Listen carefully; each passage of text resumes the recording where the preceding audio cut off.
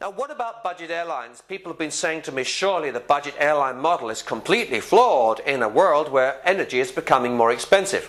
Well, it depends what you mean by budget airline. Budget airlines have been able to sell tickets at an average price of around 120 euros for one simple reason. They've cut out a lot of cost.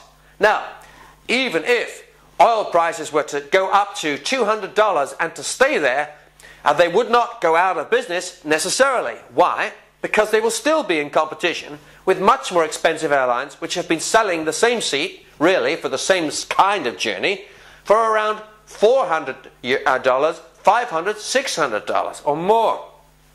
So the fact is that you will see, whatever happens, whether there's a continuous fuel crisis or not, whether the oil prices come down to $80 a barrel or whether they shoot up to 200 and stay there, you will find that the most established airlines start to look more budget-like. They will continue to trim costs. They will continue to deliver the basic minimum that people require and then charge for add-ons maybe.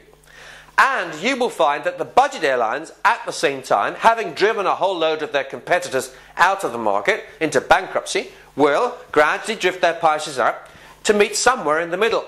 But there will continue to be a price difference between the two, and these offerings will continue to look quite distinct. So, airline travel, is it set to be much more expensive? Not really.